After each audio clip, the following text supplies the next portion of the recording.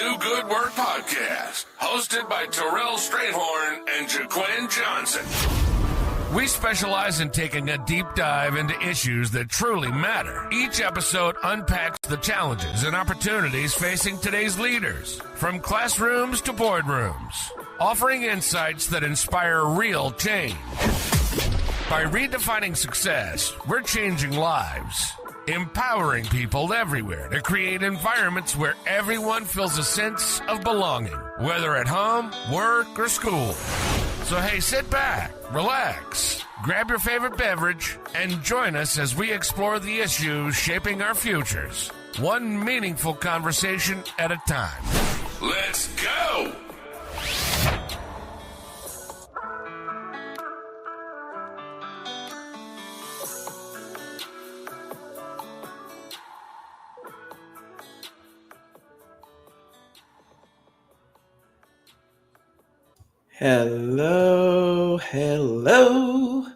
Hello. Welcome to Sunday night edition of Do Good Work Podcast, episode number 54, Performing Past the Double Standard. I'm your co-host, Terrell Strayhorn, T. Rizzy, in the electronic studio with my friend and co-host, J Squared.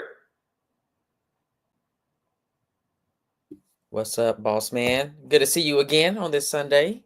Good to see you too. Let's get the show started. Well, first of all, you just recently went to New Zealand. How was your trip? Listen. New Zealand is a place to go. I no shade to the New Zealanders. It's a little cold right now because they're trying to make their way out of winter into spring, like many places over there on that side of the world. But it's great. You know, they're really wonderful. And we talked about this. Maybe it's a little touchy subject for folks, but, you know, there are countries in the world where people enjoy their country and they're not trying to come to the United States. They enjoy their culture. They're very familiar with their culture. They think that it works for them. Their universities are strong. And I think that, you know, we talk about this a lot, that there's this like arrogance about America, about the USA, and it's a great place. I'm not here to say it's not, but I'm just saying that everybody's not trying to cross the ocean to come here. Everybody's not trying to leave what they have in terms of their community and culture to come here. So that was what New Zealand was. It was great to be around people who were proud of their New Zealand culture and heritage and teaching me about it. University of Auckland, shout out to the University of Auckland, really major university, very student-centered. You know, all of the values that we talk about in our work, Do Good Work, are front and center there. For example, you go through their library, Biblioteca, go up the steps. There's a sign off to the side that says no racism, no sexism, no homophobia, no. None of that is going to be tolerated here. And that's placed prominently throughout the campus. It doesn't mean the university is perfect. Neither are ours. But I thought, you know, a really great place to be, to learn a lot about New Zealand, to learn about a lot about a country that has deeply committed to the advancement of higher and tertiary education. So it's cool. I look forward to going back. It's a pretty decent trip across the ocean, but once you get there, there's plenty to see. Now, so you had trips as well. So yesterday, I think you said you were out with your aunts and mom. So talk to us about I did. The homecoming game and you know what you've been doing the weekend. Yeah, so, you know, this weekend was our institution's homecoming. We were invited to several places on campus, especially the tailgate. So my family had an opportunity to meet some of my coworkers that have become friends. We had good food. Of course, I would like to drink, so we had some drinks. And then we went out to Nashville. That's kind of nearby my hometown. So we explored Nashville, had a good time. It was just an opportunity for us to unwind, reconnect, update each other on what's happening in our world, see how we can best support each other. But we did get in at a decent time. Usually I'm out in Nashville at like 2 or 3 in the morning. This time I got home before 10 p.m. Like 2 minutes. Huh? Like 2 minutes before 10. Stop it. Oh, yes, true. That is true. But it's still before 10 p.m. It's still before 10. It It's qualifies. still before 10. But a good time. I really enjoyed, being with my How was aunts the and game? Did y'all win? We didn't go to the game. We were around while the game was being played, but we didn't go. So the institution referring to Tennessee Tech, they went into the game 8-0. We were down at halftime. Scary moment, but we pulled out the win. So we're now 9-0. Okay. Fair enough. All right. Well, there it is. So y'all know how we do. Each and every week, we start the show off with a little inside information. So take the first letter of your last name, and pretty soon we're gonna have to add the first letter of your first name because I'm running out of words. But first letter of your last name. You get that luxury, but keep going. First letter of your last name, and tell us your good word of the week. Good word of the week. First letter of your last name. How you doing, Letitia? Good to see you. And so I will kick us off, give you a few minutes to think. My word, actually, this weekend, this week has to be, can be no other word. Think about this today. I don't think I've used this one. It has to be studious. S for studious. Man, I have been studious. Like somebody is giving me a grade every day. And I won't get into the details of it all, but I spent, 14 hours on the plane and worked on some work for my university. Also worked on editing dissertations for doctoral students and providing feedback. Worked on page proofs for journal articles. Came back and actually landed overseas and spent time going through coursework for classes that I'm in and getting assignments done while also going to meetings. By the way, you and I know this, but for anybody who hasn't been abroad, doesn't intend to go abroad, one of the hardest things about travel for me really isn't the travel itself. It's the managing of life between countries, right? So you end up I had a meeting that was at like 1 p.m. USA time, which happens to be 2 a.m. New Zealand time. And because it was a meeting that I had to be in, I had to be on, I had to lead, like I had to figure out when will I sleep? When will I get up so I can go to the 2 o'clock? The 2 o'clock lasted until 5 o'clock. The 5 o'clock led to a 6 o'clock. The 6 o'clock led to an 8 o'clock. So before you know it, your whole day is just consumed. And then now that it's 8 o'clock in New Zealand, you got a whole day in New Zealand with people at the conference. So, it was just that kind of pace. I'm not complaining. It's the life I chose. It's the life that I live. It's the good work that we do.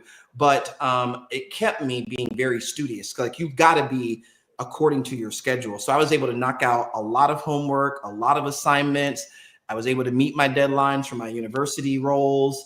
I was able to lead meetings, participate in meetings. And so I would say studious is my word for the week. I like that. I'm a piggyback off of that. I think that, when we travel abroad, it was extremely hard to manage the difference in time zones and the work between, being in the US and at the time we were in Australia. And I'm telling you, we had some weird sleeping arrangements.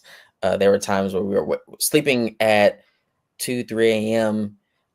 US time, but probably like 1 p.m. Australian time. So that it's very difficult. And then once you get back to the States, jet lag is real. I don't think that my body regulated back to US time until maybe 2 weeks after I got back. So that was hard. And then also trying to do the work in US. For me, my Johnson, so Jay, I would say juggle. We talked about this. I think that's kind of the discussion we're going to lead into tonight, which just juggling the emotions associated with the work. And it's not that we cannot do the work. It is the standards or the different standards related to the work. And that is, you continue to put your best foot forward. You think, try, be creative, be innovative to show that you can do the work and do it well and go above and beyond the call of duty. But then you're met with disappointment, to say the least. And I think that I was juggling emotions this week, really trying to regulate and understand what's happening, why it's happening, and what's in my control. Yeah. Love. All right. We got Buoyant from Nylie Jenner. We've got Super from my mama, Linda Strayhorn. We've got Worthy from Letitia Wilson, MED. Put that MED on her name. And also just resonating with the idea of global travel, time zones, that being able to travel is the only thing that gives you back more than you give. Yep. And that's why I make sure that although, sometimes I get, because I'm moving so much and, nowadays you can't go from the US back to New Zealand, back to the US and planning to go somewhere else the very next day because it triggers something in the system. By the way, the government was shut down, maybe still shut down.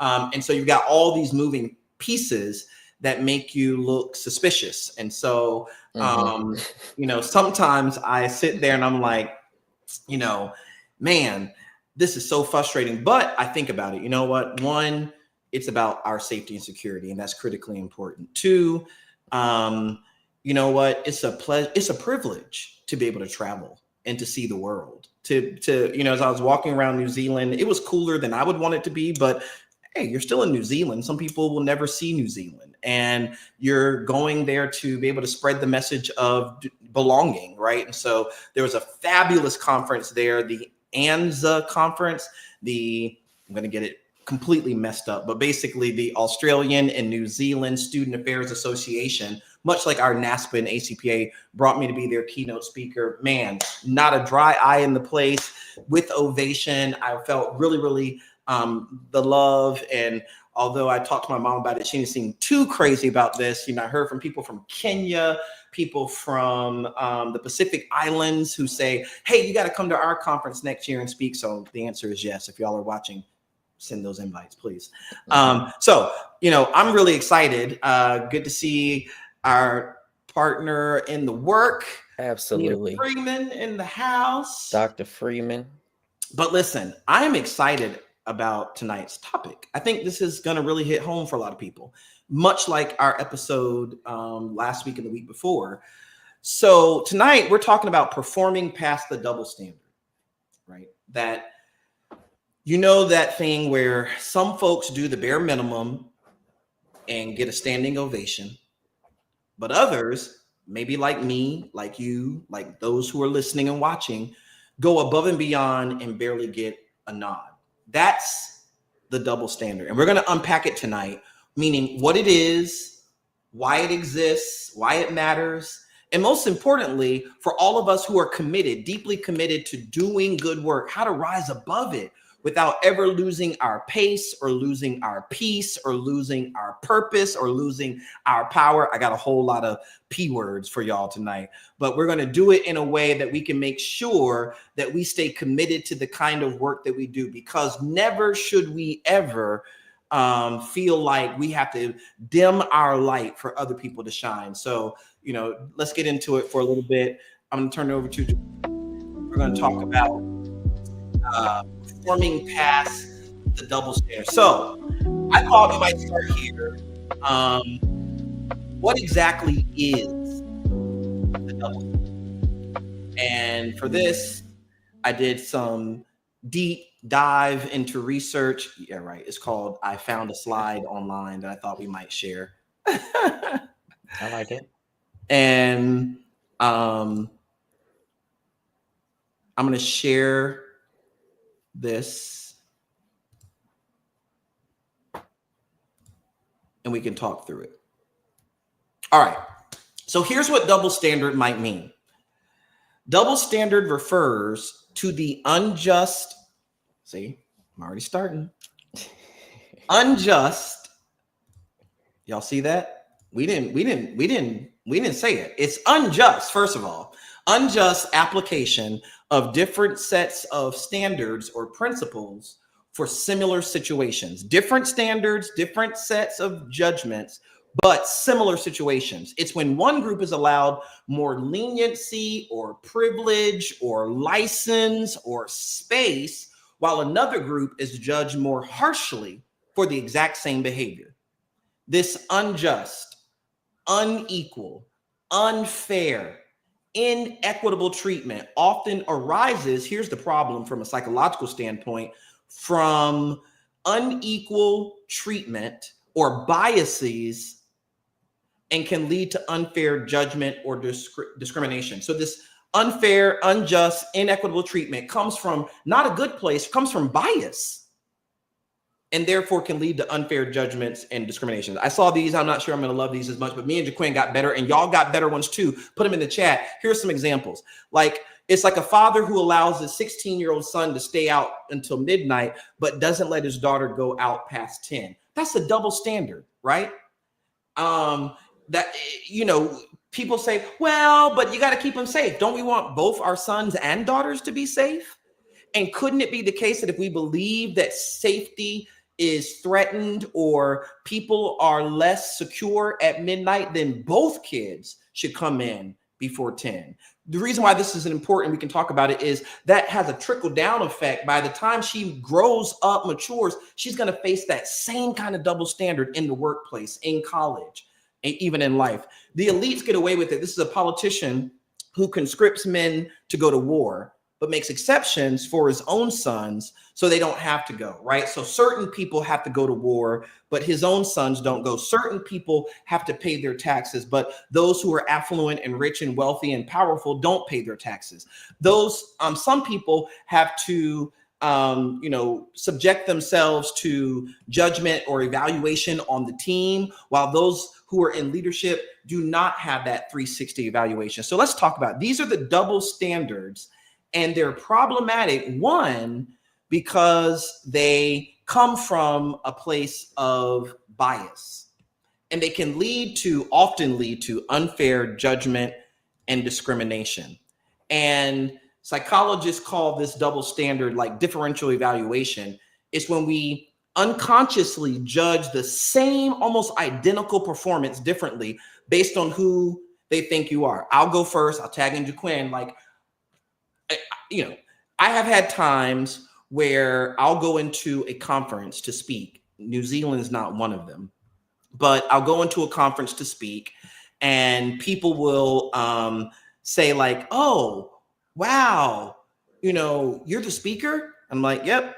And they'll say, man, and I have to go on stage and I've got to give it my all. And I've got to, be upbeat and energetic and funny and smart and sing and have science and all of that together just to be judged as competent, qualified, worthy of claps and maybe ovation.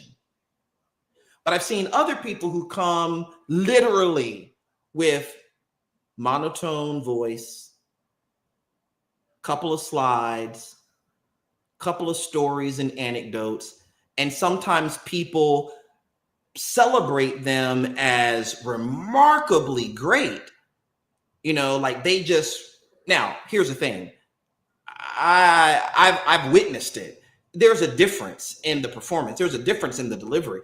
And in fact, I think I've had times where people have come and said, oh my gosh, you were fantastic. You were way better than that speaker. But what they don't realize is all that I had to do, and we're going to come to this because I know we're going to get there, but I want to talk about the invisible labor that many of us have to invest in order to produce at the level that we do, that other people don't see. And the reason why they can't celebrate it is because they don't see the invisible labor and the preparation that gets there. But I'm going to tag you in.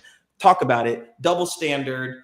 Let's talk about where it comes from, places of bias, experiences you've had. Yeah, I think that one I want to share is that the double standard is very exhausting. It depletes motivation and purpose. And like you said, there has been many experiences of the double standard, but I think most recently I may have realized it. And it hit me so different in a way that I normally, when these things happen, it doesn't cause me to become emotional or to cause me to react. But this situation, maybe because through our work, I'm more aware of what's happening. But recently, when it comes to writing, you and I, we write a lot. We take a lot of pride in the work that we do and what we say and how we say it, because words matter. We try to get the message out there so everyone can feel a sense of belonging, because that is so important. It's a fundamental human need. And with the writing project that I had, I take a lot of pride in it, and the words that I say, to make sure that what I've been trained and what I've been told is to show, not tell. Like, the words that you use have to have some meaning and paint a picture. And then we have a third party group who writes something and it has no emotion. It's very dry. It's not using the words that the institution requires us to use.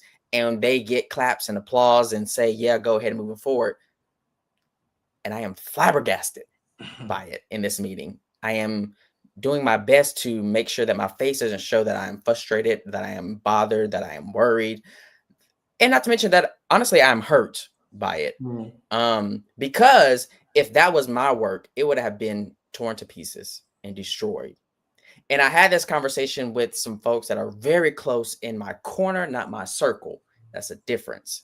People in my corner that I trust dearly, I go to them for everything. And we had this conversation about how I was feeling about this particular experience. And they were telling me throughout our conversation was, you have to be 2 steps ahead. And I cannot tell you how that really rubbed me the wrong way, because I'm like, it is 2025. Why are we still, why does some groups and populations have to always be 2 steps ahead? Haven't we done all the work to show that we are competent?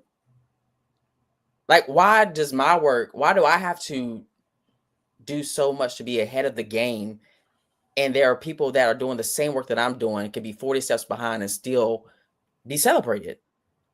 That's exhausting. That is exhausting. That is hurtful. That is painful.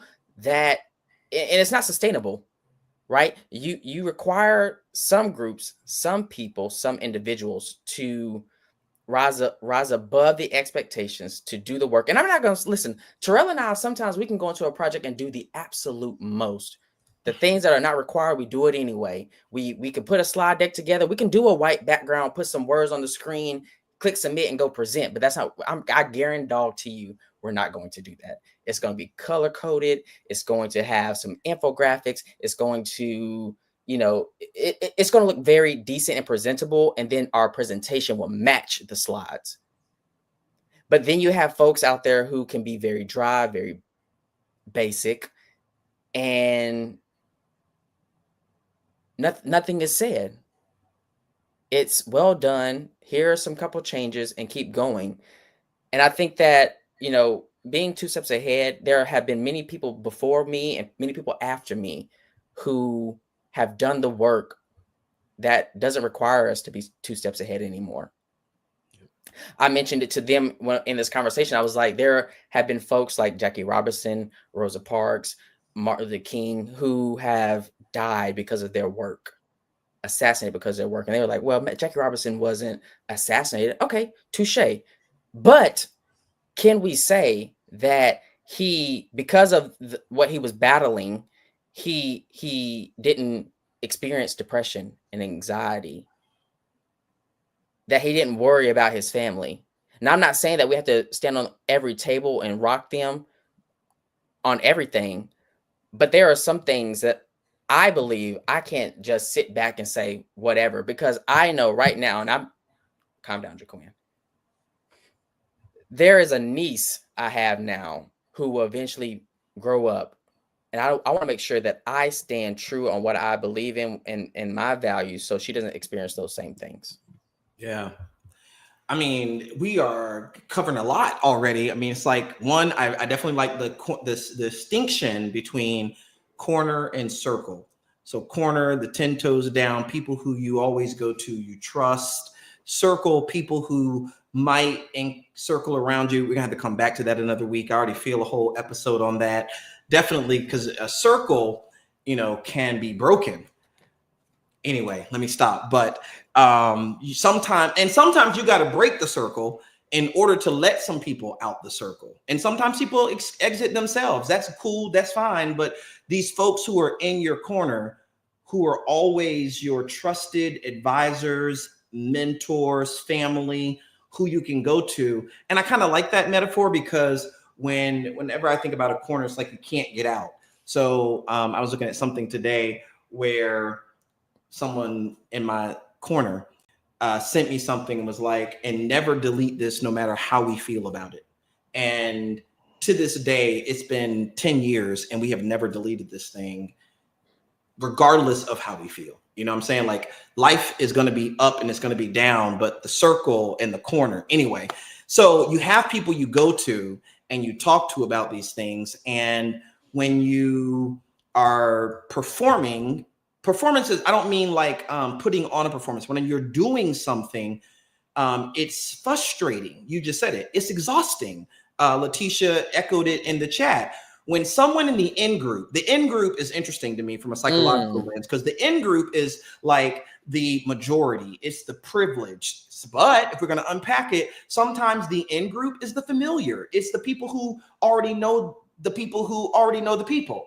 It's the sort of the easiest to accept because they go wherever the wind goes. If everybody goes left, they're going to go left, even if we should go right. But those folks who get sort of categorized in the in group, the accepted, the majority, the privileged, the favored, they do something, it could be as basic and as ordinary as it is, and it's held up as this standard, like, wow, look at them. They come to work at 8 o'clock. But I mean, they come to work at 8 o'clock because they live 2 minutes from the place of work. So like, that's not extraordinary. But when someone from the out group, that's someone from the minority, from the less than privileged, who's unfamiliar to a place, who's the newcomer, who's, shorter than expected, younger than expected, darker than expected, whatever it might be, does something extraordinary, it's seen as ordinary. That's the double standard. When you go above and beyond and yet nothing gets recognized, celebrated, we got to talk about it because not only is it exhausting, the research is clear, it drains on your confidence. It drains on your motivation to get up and do. I have had times in my life where I show up early. I've told you the story. I was at a campus one time where I was like the first person on campus. I would try to outpace myself to be on that campus more and more like early. Got there at 7:30. Now I want to be there at 7:15. Now I'm there at 7 o'clock. Now I'm trying to outpace my best self. But at some point, someone, showed up at 9 o'clock for the first time in 5 years, and they got an award for it. And it wasn't that I was motivated to get an award. It's just I internalized the message that was communicated intentionally or unintentionally. And that is, nobody notices that I show up early, that I stay late, that I went the extra mile. And that all that I had done, not to be celebrated, but because I was loving it, I was enjoying it, I was flourishing in the role, it became the expectation. But when my colleague, who typically comes in late, shows up on time, it becomes incredible, rewardable. And that stuff chips away at our confidence over time. And that's why we got to talk about it, because it will ultimately lead to feelings of being undervalued, which of course can lead to burnout and bitterness and self-doubt, all of that. So I'm just hoping that those who are listening and those who will watch later, remember this: don't confuse the lack of applause with lack of impact or importance. Some of your best work is changing lives in silence. We're going to talk about silence too, because silence can be weaponized, but don't confuse the lack of applause with the lack of achievement. Just because they're not applauding, just because you didn't get the award, just because they didn't pat you on the back, doesn't mean you're not right, doesn't mean you're not making an impact, doesn't mean you're not doing good work, right? You are. There's just more to it. And this double standard is all encompassing. That's so. I love the fact. Well, one, I know we're not going to get into it tonight, but the in the corner, in the circle, that's a testimony. That is an entire talk. That is something we have to address. But the in group and out group is something that what I heard you say, and I want to echo is that the in group is something that everyone wants to be a part of.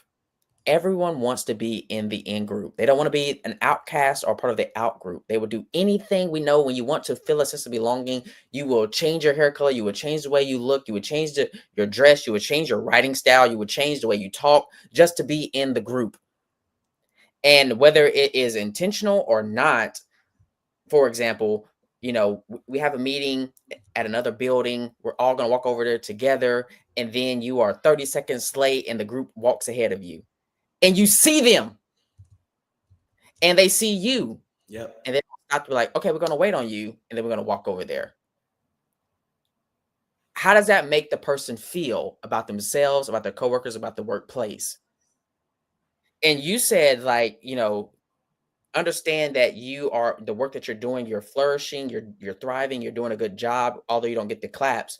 I think that, most of the times when people, we are human beings. So at the end of the day, we want to be recognized. We want to be celebrated. We want to, for people to be aware and be visible of our work. You may think that you are flourishing, but when you're not recognized by the people that are your colleagues, it's hard to feel like you're flourishing. It's hard to feel like you're accomplishing something and making a valuable or significant impact to the group. And then you have to internalize, am I tripping or do I just keep going? Am I the problem or are they the problem? Am I am I exaggerating what it is, or is this just reality? Mm-hmm. And the hard part is that we talked about in a blog, I believe, feelings, like what you do, how does that make someone else feel? And then they have to go through those emotions and figure out what's the best approach to kind of move through it and get through it. I do believe that it's extremely hard for folks who are new to an environment, but not new to the game, to figure out how to mesh with their group and their colleagues, especially when you don't look like them, when you don't talk like them, when you don't dress like them. And I think that's something that many people have shared with me, is like trying to be 2 steps ahead of the game, or another phrase that they say is play the long game. And I always ask, like, well, when does the game end? Because I'm someone like, I'm cool with, I like games. I like playing games with friends and family and others, but there is some places and spaces I'm not really into games being played because the games don't make sense to me. Yeah. It's like, first of all, let's unpack, the idea of a game. And I like games. We were just watching 2, 3, 4 football games today. Heart and mind going out to, wait, did the Chiefs win or lose? They lost. Oh, Lord. Love and light to you, Arletha McSwain. Dr. McSwain, I know it's hard out there, but don't feel bad. My team, the Texans, lost today too, so we're going to have to hug each other this week. But listen, I like watching football games, but I don't like playing the kind of games we're talking about now, because those games are psychological. They're emotional. They are, and they can be very dangerous, right? Because you can, we've talked about this in the show before, you can play this game of like faking it until you make it, assuming that you'll be there long enough to make it, right? You'll be faking the whole time. And here's some of the risk you run when you fake it till you make it is you may fake it so long that you start believing the fake, that you start thinking that this is fair. You might start thinking that it's appropriate for you to be wearing 7 hats, doing 7 different jobs, but bringing home 1 paycheck. That is not appropriate. But if you fake it like, oh, I got it all together, I'm able to manage, I'm able to balance,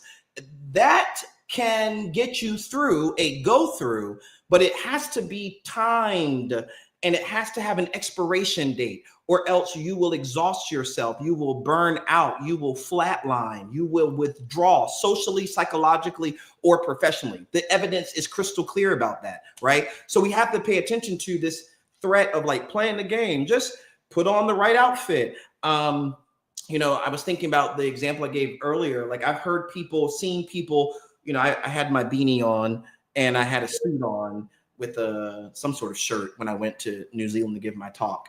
And I walked in the room, but I was comfortable in my clothes. I knew my content. I knew my audience. I knew what my theme was. I knew what my point of departure was. I knew where I was headed in the conversation and discussion. And I knew what to do upon arrival. I knew how to land the plane when the time came. That's a good talk for me. When I go in there and I'm jazzed, I'm pumped, I'm ready, I'm motivated, and I know exactly what I'm supposed to do,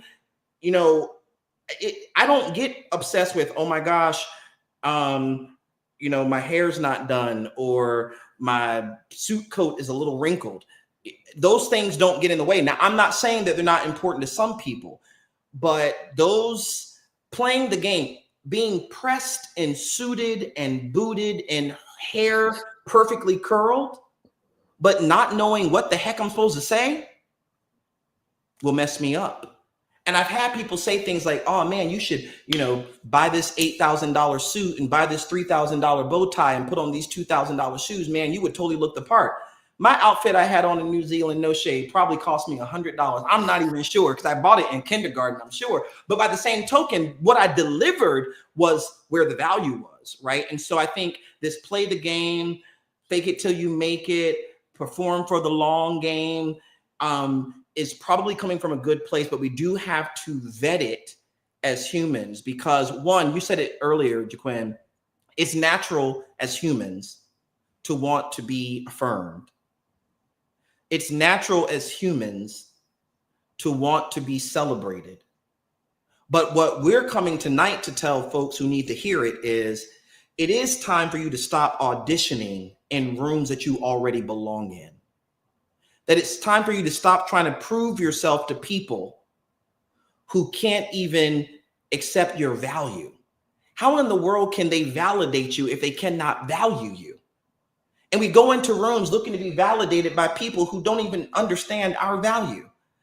Tyler Perry has a musical or show, I can't remember which one it was, but I remember, y'all might remember, it's the one where the older woman is like working at the hotel and they treat her so badly, but she ultimately ends up owning the hotel. And at some point, I remember a line, I'm paraphrasing, she comes back and she says, because what y'all don't understand is this whole hotel exists and God has kept it running all because of me. I don't know who I'm talking to, but I'm talking to someone who needs to understand that the team functions because you're there. The project is still sustained because you're working on it, that the whole entire unit is holding itself together and accelerating because you're leading it. Now, I'm not saying go be braggadocious about it. I'm just simply saying people who then downplay your contributions and downplay your sacrifice and overlook your work ethic can't validate that because they can't even understand your worth and value. I agree. I think that's something that I want to offer to us and the people who are watching later is that stop going into rooms and finding validation from others, especially the people who cannot see your value. This is the point where I want to tap into. This is where your corner, the people in your corner comes into place. They are the ones who see your value, your contributions, and your efforts and the importance that you bring to the group or wherever you are. Those are the ones that you talk to about what you're doing, what you're trying to do, and where your project is and where it's going. And they can help you understand, okay, hey, here's some things that you're missing, because they also understand the work. They also understand you. They also understand where you're trying to go, and they can help you get to that destination. I think that I want to say is that what I've realized is that I appreciate people in my circle. One is you, that I could come to you and say, this is what I'm trying to do. and this is where I'm going. Forget all those folks. I done got out of hand. Forget all those people who say that the work that you're doing is not important, or it's messed up, or the dates are out of line, you got to do this, or they're making changes to the writing that doesn't make sense, and putting in the when does not need it, whatever. But I also know I can go to someone who is I can trust, that have pure intentions, that I know their behaviors, and I know their commitment to me and my work. And because of that, I am fueled by that, and I can show up tomorrow and do really good work. But we are out here trying to find validation from folks that don't know nothing, that are just as lost as a person next to them, thinking that their words or their behaviors or actions is going to help us do the job that we need to do to be successful. Not to mention, because at the end of the day, we are going against a double standard. The folks that we're trying to get validation from are in the in group. Yep. So how can they help us? How can they mentor us? Okay, that's about to get me to my dissertation, so I'm gonna leave that one alone. But we're seeking validation from the wrong place. Yeah. I think we have to realize at the end of the day, who are the people that want the best for me? And I say that because there are people out here in this world that we work with, or folks that we ask for their validation. Either we may not ask it directly, but we phrase it in a way to say, look at me, see me, celebrate me. And then they meet you with, rage bait sentences. And, at the end of the day, hey, listen, you got to understand, who you are in this world. You're never going to get that. Well, okay, first of all, why would you say that to me? Right. And then you expect me to do my best work the very next day for you. Okay. Yeah, it's interesting. We end up, it's ironic when you really think about it, because we end up trying to seek validation. And I'm not talking at anybody out there. I'm talking to myself, because I know for a fact I do this. I seek validation and applause and fair treatment and kindness from people who, first of all, just aren't good people. They don't do good work. How can people who don't do good work identify and celebrate good work? Like, it's scientifically impossible. How do we expect people who specialize in everyday, ordinary, run-of-the-mill kind of work to celebrate your excellence? How do we expect people who specialize in minutia to be able to celebrate the monumental? They cannot even fundamentally see it, because it literally is above and beyond their comprehension. So I think part of it, and that's not a shade, that's not a throw, that's not a dagger to people. That's just listen, excellence, for those who need to hear it, excellence is not a burden. For many of us, it was a birthright. We were born into excellence.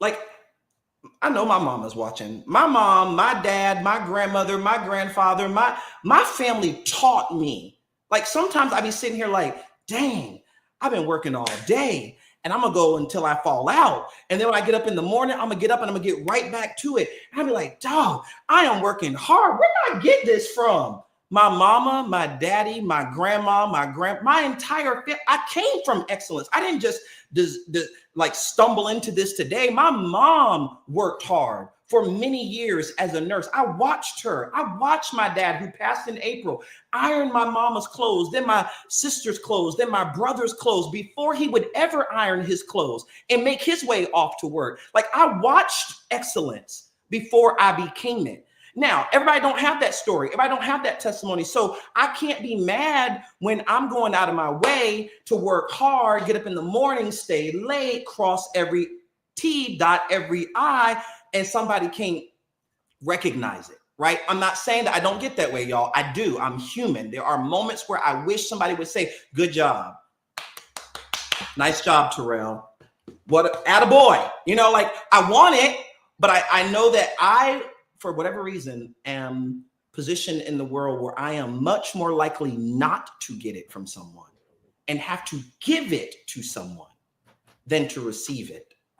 And I've got to be okay with that, to understand excellence was my birthright. Jesus, God, I'm a man of faith. When he May 3rd, when he had me born into this world, he had me born as a person who would strive to, as you said earlier, boy, somebody asked us, do a flyer. How many flyer templates do we have? At least 300. And what we going to do? Start with make a new one.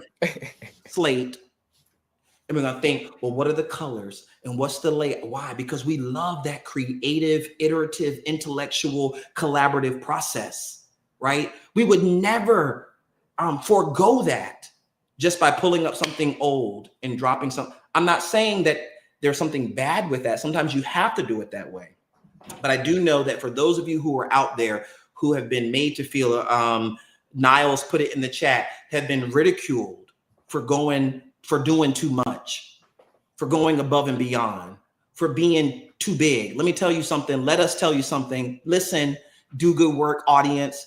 One, you're never too much. You don't ever have to dim your light for other people to shine.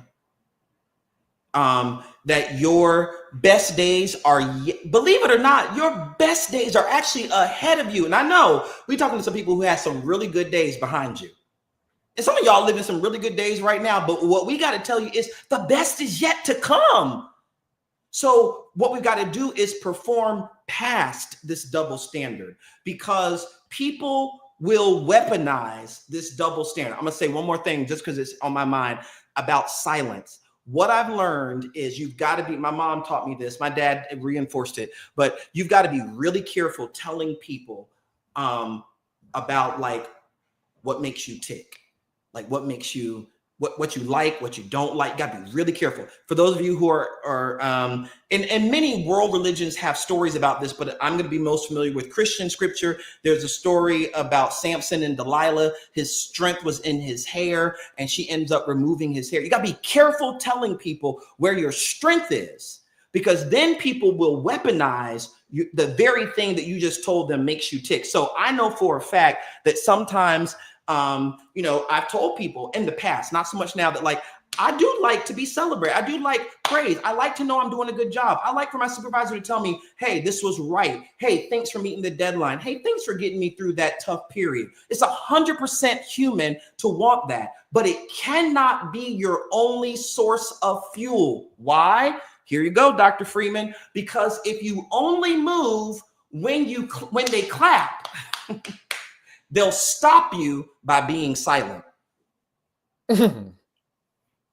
And the church say amen. I'm trying to tell y'all somebody. People taught me that. Now, all my haters, all my people who got something to say about anything from the day I was born to today, I'm trying to tell y'all, thank y'all haters, because y'all taught me that if I keep telling you that I appreciate the like on the social media, that I appreciate the repost on the social media, that I appreciate the clap, that I appreciate the citation of the research in your work, whatever it might be, that what you'll do, if I only move when I get that, then you'll try to stop me by denying me the very thing, by being silent.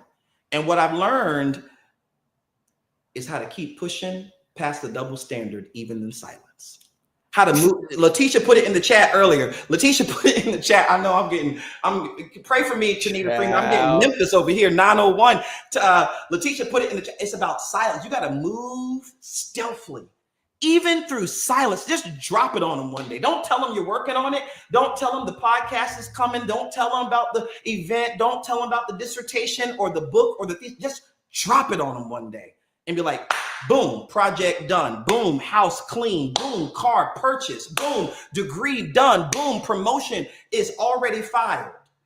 Because if not, people will try to destroy double standard. Thank you for letting me get that out. Boy, you got it out. burning. Listen, That was burning. I heard it coming because when you talk about where you came from, you're born with excellence and the lineage that got you to where you are, I heard it in your voice. I was like, you know what, my friend about to go ahead and let them have it. So let me just be quiet, stand back, listen, say amen, and raise my hand. But it's so true. I think that I'm not even talking about you and me because I know where we come from, and we have many conversations about our background and where we're trying to go and what keeps us moving forward. But I also know the audience today who are listening now, listening later, also have a story and also come from excellence. And I want to say is that at the end of the day, do not allow anyone else to stop you from shining your light and from doing excellent work, because that's what they're going to try to do. People are going to hate on you.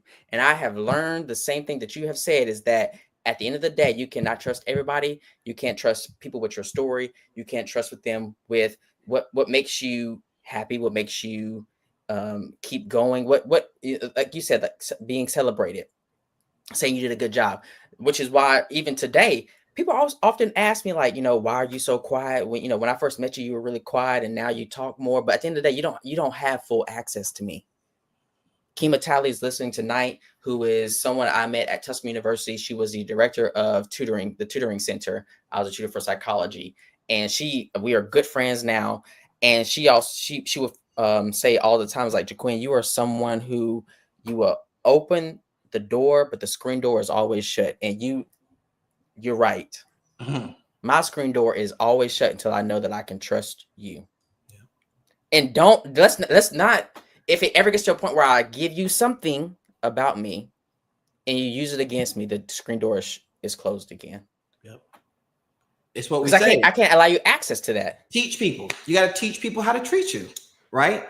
That may not work for other people. Some people might be able to say whatever. They might I remember people used to always say, like, why am I so slow in giving trust? I didn't know. There are some people who just give trust. Like, they trust people from day one until they have a reason not to trust them.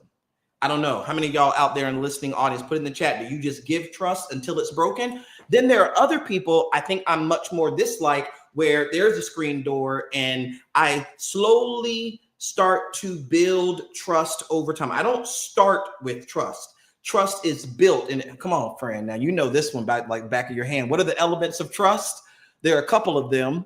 Intentions. I got to know that your intentions are pure. Mm-hmm. Behaviors. I got to know that your behaviors are consistent. There's a pattern to them. I got to know what you do. Like, what do you do when you're mad? See, if you're going to be my friend, anybody knows I'm a friend. Listen, all of us can be mad. But I learned this from my mom, my dad, my grandma, my grandparents, is you can be mad, you can be sad, but we're going to get over this, right? We're going to talk through it, right? So you might have to take a day, you might have to take 2 days, but like, we're not walking out just because you're mad.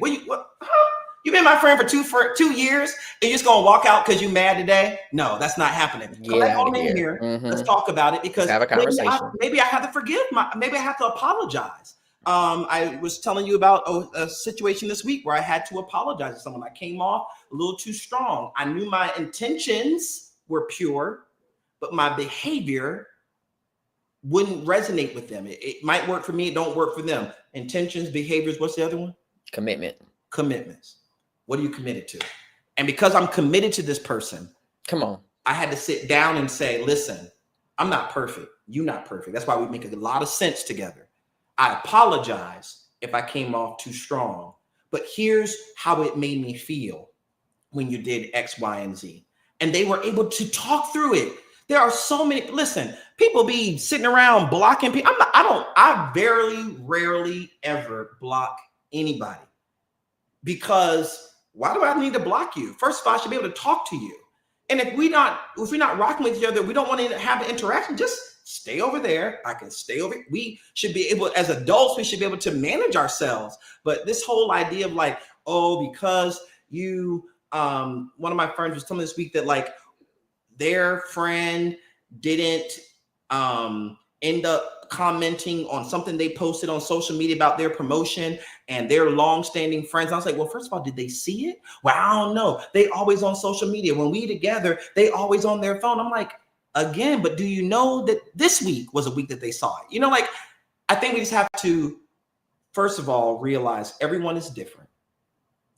2, Trust is built by some, it's given by others. No matter what, it's got three components to it. And you ought to ask some people, what are your intentions? What are your behaviors? What do you do when you are mad? What do you do when you are glad? What do you do when you have a question? Let's just keep it real. I remember when we started being friends, and I'm inquisitive. I'll be like, so, child, where you go? And you'd be like, I went to Walmart. I'd be like, okay, which Walmart you go to? You'd be like, I went to the Walmart down the street. Which one down the street? Because there are 4 down that street. So which one you go to and what you get when you were there? And at some point you were like, bro, like it feels like an inquisition. Like, what's your point of asking me all those questions? And I was trying to, or here's the flip side of it. I would say things like, what'd you do today? And you say, I went to Walmart. You're gonna extract it. You're gonna pull that out a little bit. You're gonna give us a couple of minutes of conversation about, like, tell me what happened at Walmart. And you would be like, so what are you trying to get from that? And I was like, conversation, friendship, memories. But what I had to appreciate is that my question is going to be reacted to based on your last experience with somebody asking you a question like that. Mm-hmm. And if the last person's intentions were not pure, come on, if their behaviors were not friendly, come on, if it was not about a commitment to a friendship, but it was about trying to control you or trying to manipulate you or trying to get you hemmed up or caught up in some lie, I gotta appreciate that comes with my friend, and it comes with you as my friend. And to everybody who's listening, that's what this is about. So sometimes, Psych 316 class out there listening, y'all love when we start talking about relationships and friendships and all this. That's why people react and pop off, because everybody got a history with the Inquisition. You just got to take the words to explain, no, I'm not trying to get you hemmed up. I'm not trying to catch you in the lie. I'm not trying to figure out if you were on aisle 4 versus aisle 5. I'm just simply trying to get a 6 or 7 minute conversation out of this, because I'm trying to get to know you. When you go to Walmart, what do you do? What stands out to you? So that I can then say, hey, when I go to Walmart, this is what I do. And we're not talking about Walmart, Target, whatever the store might be. It's about friendship and connection. That's so true. I think that you making up an example based on our friendship is helpful to the conversations, because I think, there has been some experiences that have caused me to keep my screen door shut. So when people are asking me, and it's not just, we got past that barrier. Like we had some conversations and drag out some, what are you talking about? And we got to a point where we can just have conversations and let each other know, probably a little too much sometimes. But I think that, even now there are folks in my world, in the workplace, who ask questions, and I'm often hesitant to give them information because I don't know your intentions. Are you using my words and my experiences to take this somewhere else and talk about me? Talk about the work that I'm doing? And if that's the case, if you have bad intentions, then I'm gonna tell you right now, I'm not gonna give you access to me. Point blank, period. I'm a person. You and I go many places, and my friend would say, why didn't you say this? Why didn't you say that? I'm not that person. I'm not just gonna be forthright and let people know all about my business. I'm very, I'm not secretive, but I am private because of past histories. Yep. And then I also, when I give you something that goes back to behaviors, right? If you use it against me, or if you use it in a way that I think that is not, in favor of our relationship, I'll tell you right now, I'm gonna shut it down. Yep. Forget the screen door. Just shut the door. Yeah.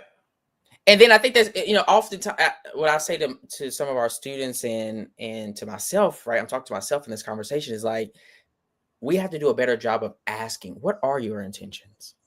Why are you asking me these questions? Because once we realize what their intentions are, we got an understanding of where you are and where we're trying to go together, then I'm more willing to do it. But if I'm just in the dark and I don't know what you're trying to do with this information, you're not going to get much out of me. Yep. It's like Toasted Avocados calls it selective. I'm gonna put it back up because Letitia said it, got to use discernment. We all have to use discernment. And one sort of epiphany I had this week, given, just the events of the week, was about that discernment, about that selectivity, about trust, about who you let into that screen door. We have to be in this pushing past the double standard. We have to be very mindful. Arletha McSwain, Dr. McSwain said earlier in the chat, it's about intentionality. We have to be intentional about who we allow in. My mom would call them your valley days. These are those low moments.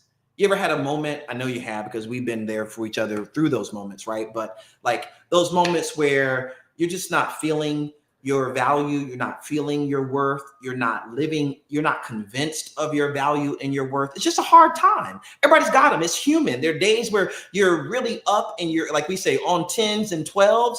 And then you got days where you are literally on 1s and 2s and you're just pushing through and life is just happening to you. And we have to be selective. We have to have discernment. We have to be intentional about who we allow to be, come on, Jaquin, in our corner or in our circle during our valley days. Because sometimes week's events just revealed to me that sometimes people will try to be next to you in your valley days so they can hold them over your head at the mountaintop. So they can simply remind you of where you've been and where you came from and what happened to you when you get to the mountaintop. I'm not saying you should push people off the mountain. I'm just simply saying maybe don't even take them up the mountain. Just be very mindful and careful, intentional discernment of who you allow to be around you during those moments where you're doubting yourself, moments where you're feeling unsure, moments where you're feeling, life is lifing. You're in between blessings. You're in between seasons. All of those in between moments, I think, should be sort of cognitive reminders, if not triggers, for us that, like, you know what, I got to be careful who I allow in. Anybody new in that chapter, you got to vet them. And if you can't trust yourself, go to that corner and get them people. I'm just trying to tell you, and now I'm shouting out everybody in my family. Every single person in my family. I see you, Kimmy. I'm putting it on the screen. I'm jumping ahead because, listen, at those valley days, I put those people next to my mama. I put them next to my dad when he was alive. I put them next to my brother and my sister. I put them next to you. I put them next to Dr. Freeman, because those are people who I know will tell me, listen, I put them next to my god sisters, Nisi and Bonnie and Mother Terry, because I know they're going to be like, oh, no, I don't know about this one. And I just got to be willing that when I am in my valley days, when I'm unsure, when I'm between blessings, when I'm looking for some validation, that I don't allow people around who just want to take note and inspect and do research on all my trouble so they can remind me of it when I do my good work. That there are people out there who literally, what's that word? Prey, not P-R-A-Y, P-R-E-Y on people that way. And I pray for everybody who's in the Do Good Work podcast listening audience, regardless of your worldview and your world faith, that goodness follows you and protects you from that kind of energy, because it's troubling. It is okay to not be okay, but it is not okay to not be okay and try to make somebody else's okay bad. It is okay for you to be broken. Hurt people. But if you hurt, go get some help. H-E-L-P. Stop hurting people just because you hurt. Anyway, put myself on mute. Yo, this man gonna spell every word tonight. I love it. No, that's so true. I think that, listen, at the end of the day, this is where it goes back to the circle versus corner. People in your corner you can go to that will tell you, the person that you're talking to, the person that you're dealing with, the person that you're interacting with, they don't have your best intentions. We know you. We hear what you're telling us from your perspective, and we're telling you because we love you, because we care about you, because we want you to succeed, because you are important to us. That don't do that. Don't go over there. Leave it alone. Come back over here. Yep. Retreat, regroup, heal, go back out. But I think that we Heal. have to have the folks out here that will help us heal. Truly heal, not just patch us up, do just enough to go back out there, but the one who would do everything in their power to make sure that you are okay, so you can fight all the forces that are against you in this world. At the end of the day, Terrell, listen, here it is. Screw it. We have a lot of forces against us, which is why I am so appreciative that I can come to. First of all, let me tell y'all something. Probably a little too much, but I go to Terrell almost every day about my valleys. And over probably 3, 4, 5 months ago, at my lowest point at one point. And one thing I can say, I really, truly appreciate you in that moment, because I can tell you something. Like you said, I have people in my corner. It's my uncle, it's my parents, it's my siblings. But because of where I was living at the time, it was only a phone call away, but I couldn't be in their presence. But because I was in your presence, I was able to truly heal, which is where I am today. If it wasn't for you taking me in, saying, hey, we're going to get through this together. What do you want to do? What do you need? And we're going to do that. There were moments where I was like, hey, I really just want to dive into some work. I want to write a paper, write a blog. I want to, read a dissertation. I want to edit it. I want to do my dissertation. What's the book chapter you got going on? Let's work on that. Hey, something I got pulled back from the screen. I'm feeling some type of way. Let's go out to eat. Let's go grab a drink. Let's go watch a football game. And you did that. Eat pizza. Right. Because you got to have those folks in your corner that can get you through those valleys. So who are those people for you? For those who are listening, those who are watching, those who will watch later, you can put them in the chat, or you can, think about it in your mind. Here's the other thing. If you cannot think of a single person who fits the description, Toasted Avocado said, these are the imposters, the true imposters. If you can't think of a single person, now is the time. If Dr. Freeman were on the show, if this were her church, she would tell y'all, type it in the chat. Today is the day where you get to get some true friends, some true help, some true folks who will become that corner. I don't know. Are you building your corner or are you building your circle? Either one, you've got to build your support, because listen, Jaquan went there. I gave a keynote on the day my dad died with Jaquan. And minutes before, and by the way, his birthday was October 31st. Happy first heavenly birthday to my dad, my superhero. Also, his sister, my Aunt Carol, born on October 31st. And your mom just had a birthday. What's her day? Well, it's coming. It's November. Child, you put me on the spot. Before Thanksgiving. Oh, Lord. Her birthday's coming up. All right. So there we go. We got birthdays coming up. You got a birthday coming up. Drop it in the chat. I don't know what sign this is, but happy birthday to all the birthdays. Listen, the day that he died, the day my mom called me and said he just took his last breath, within an hour, I had to give a talk. And I had not even told you.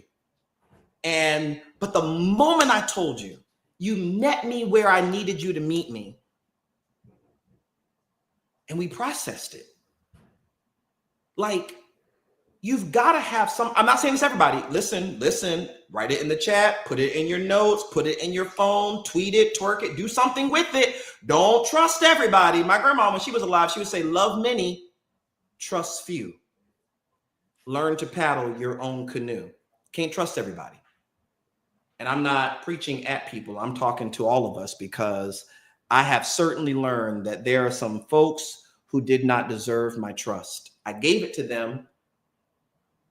I'm not wrong because I gave it to them. Here's the one thing I have decided, even in this season, even in this month, even through the rest of 2025, I have decided I am not returning evil for evil. Just decided it. I just decided. I decided no matter what people say and do to me, I'm not going to allow myself to return. I'm not going to allow myself to retaliate. I'm not going to allow myself, if they punch me, I'm not going to punch them back. Now, I'm not going to be no doorstep for them to walk all over, right? I can be meek. I can be respectful. I can be professional, but I'm not going to return evil for evil, because two wrongs don't make a right. They're wrong because I trusted them, but they manipulated and warped and violated my trust. And you know what I'm gonna do? Forgive them and move on. Look to the future, not look into the past. But what about the text they sent you that was nasty? I'm not even gonna worry about that text. Hit delete, hit block, but I don't block people, so I just hit delete. Because the next time they send me something nasty, I'm gonna hit delete again. I'm gonna get to the point where I don't even read the stuff no more, because I realize that's just a thread full of hate and darkness. But you said it. I was flying from New Zealand back to the US thinking about this, and I was like, Lord, why do sometimes? I mean, I have all these mountaintop experiences, then out of nowhere something go boom. What is this about? Like, what is happening? And like, why? Why can't it just be coasting on top? Now, as a man of faith, I was reminded of Christian scripture that says that in this life, you're going to have some trouble. So that's first. I get that. We're going to have some trouble. The second thing is, look at that logo that's on your screen. We have committed, doubled down, committed to doing good. And because we've committed to doing good, evil and bad are forces against that work. So I've just got to embrace the fact that periodically, light and darkness come into war with one another. But the good news is, Martin Luther King said it first, not me, that light always overpowers darkness, that love always overcomes hate and evil. So I just committed. I've committed this week, double committed.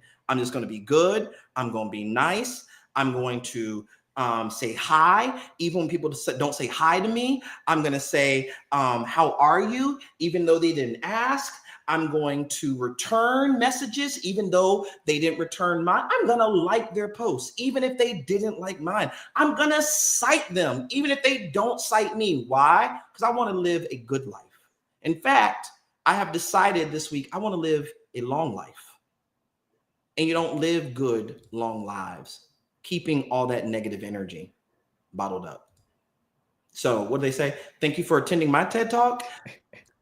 And, you know, to anybody who needs to release this, I encourage you, as I say to my psychology class every Tuesday, do you know there are people who pay hundreds of dollars to have the moment that we're having right now in this podcast? To just let it go, to get it out, to say, you know what? I might be, you know, maybe they don't put me in the group chat, but I'm good. Like, I'm good. You know, like maybe they're going to go to lunch without me. I can go to lunch. Here's the other thing, because we need to pivot. We're at time. We got to talk about how to do this. Let me tell you, if you have been kicked out of a group chat, if you have felt invisible, excluded, you know, made a part of the out group, start today, if not tomorrow, and start creating your own in group. Call your colleague that you do like. Call your colleague that does say hi. Call your friend from high school, the one down the street. Call your prayer partner and say, hey, you ready to go to brunch? If you can't go to brunch because you got to go to work, let's meet after work for a snack, right? Create your own group where you can start to have community. I just wrote it in a piece it's going to come out in a magazine, so I better not say it till they put it out. But I just wrote to a magazine that was asking about aging adults and belonging. And the research is clear. When we feel community and love and support, we live longer. Mm-hmm. So those people who are excluding you, overlooking you, making you feel like your work or your writing is inadequate, are actually trying to reduce your life.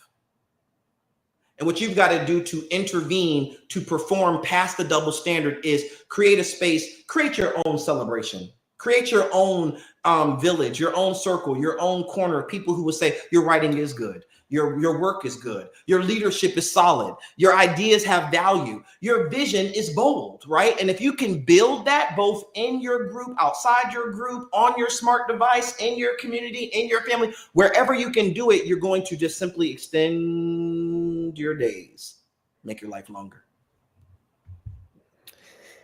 Listen, period. You hit the nail on the head. I think that well, first of all, friend, I don't know if I'm on your level just yet about just hitting delete and let it go. You know, I still got something to say. Be like that. I'm not there yet. You know, if you gonna come for me, then touche, because I'm about to hit you with the same thing. But at the end of the day, I think that, you know, one thing that what I've done over the course of my career, my life, is that even though people don't, you know, whatever, invite you to the birthday party or Halloween party most recently, and maybe Thanksgiving and Christmas, whatever, give you a card, but they give everybody else a card, or they don't invite you to lunch. Listen, I have my own corner for a reason. And I call that corner when I'm at work and I got to go to lunch. I invite someone in my corner named Terrell to go to lunch with me. Does he ever return it? No, but it's okay. Sometimes, like once or twice, we'll be able to pull it off. But again, you have people in your corner. Ask them to go to lunch with you. Ask them to go, you know, out with you after work. Ask them to hang out. Whatever it may be, it could be texting. It could be it could be a quick phone call. It could be FaceTime over lunch. But lean on your corner. We live in a world that there are double standards out there. In order to sustain, persevere, and achieve excellence, we have to deny the darkness, and join the light. Yep. Yeah. So real quick. All right. So things y'all can do this week as you're committing. All of us are committing. Y'all ready? Thumbs up, pinkies, promise, all of that we're going to push to perform past the double standard this week. We want you to be mindful, be attentive to that double standard wherever it shows up in your week. But we're going to all commit to push to perform past that double standard. First of all, we're going to name it. So we're not saying act like it doesn't exist. Find ways to call it out, even if it's privately, right? So I know we had a conversation this week, Jaquin, where both of us in a situation, we encourage each other, like, hey, go talk to the person and say, hey, I don't know if you noticed this, but like when so-and-so did this, this was celebrated. But when I did it, it was diminished or played down, if not just ignored. And what that made me feel like is this. Is that the feeling you thought is that the feeling you were trying to convey? Is that the feeling you think the group was trying to leave me with? These are the words that can get you into the conversation, right? I think a second one, which we talked about, particularly in your situation this week, was how do you just redefine success for yourself all over? Like, if you're not already doing this, both in your personal life, your professional life, your spiritual life, every dimension of your life, create your own metrics for impact and achievement. So if it's a writing project and people have different standards for writing, set your own standards for writing. Did you get it done? Did you submit it? Do you like the style of writing? Does it conform to your understanding of conventions and format? Celebrate, celebrate, celebrate, celebrate, right? Mm-hmm. It's not always about writing. If it's I'm hosting an event at my university in a week or two. My mom and I were having a conversation about this, and she was asking me a lot of questions. And these are not questions that I specialize in managing. I usually mobilize a team of people who can help me execute that.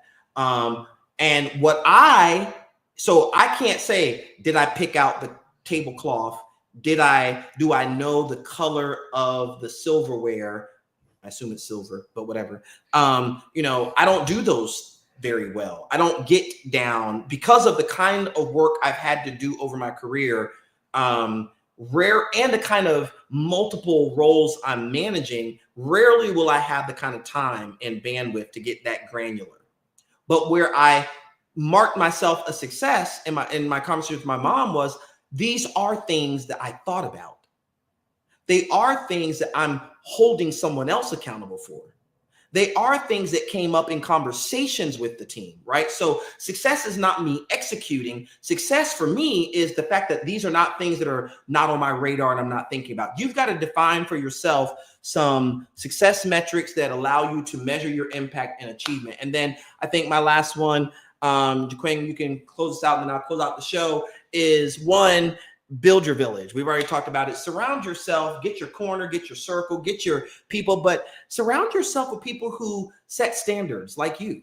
You know, like I know that I have people, I was on screen with a colleague yesterday, I think it was, who does his work differently.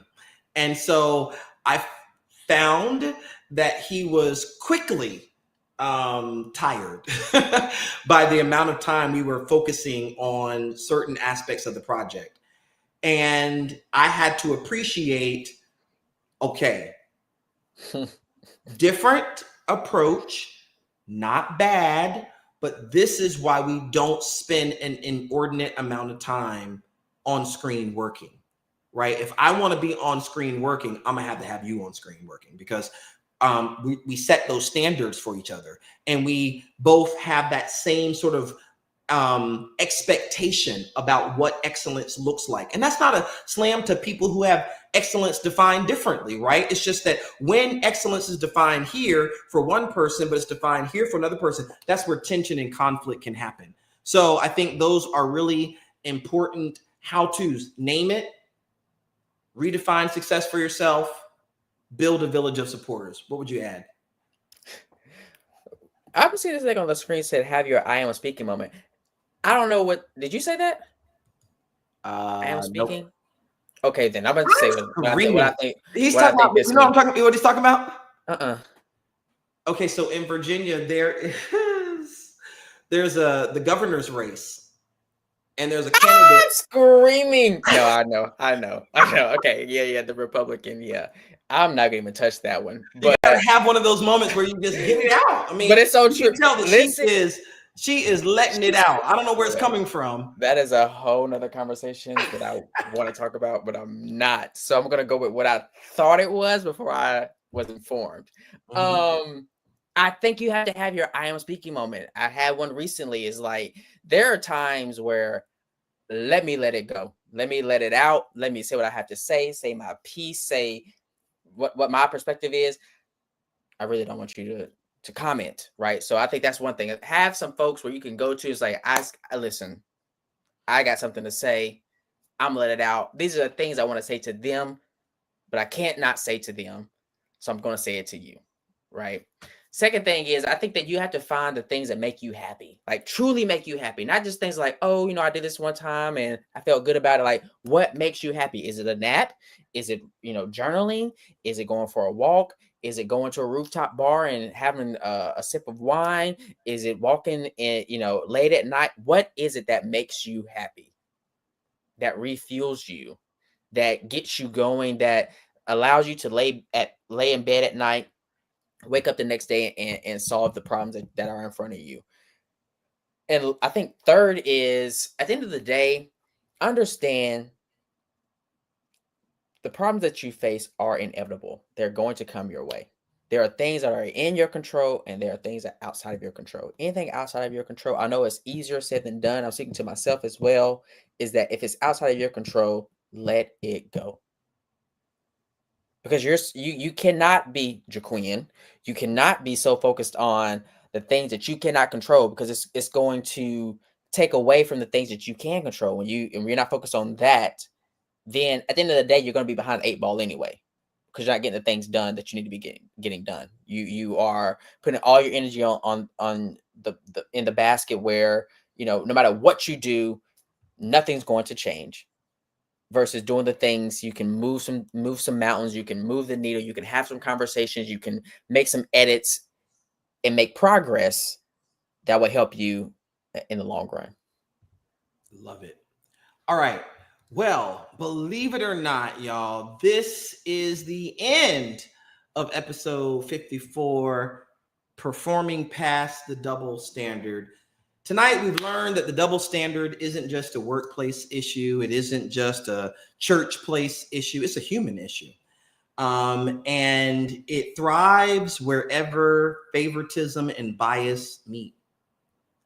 But remember this, as you move out from this day into the next days through the week, you're not powerless. You can perform past the double standard, not by outworking others, but by outgrowing the need for their validation. So Jaquin and I are going to challenge you to keep doing good work, not because they see it, not because they applaud you, but because it's good.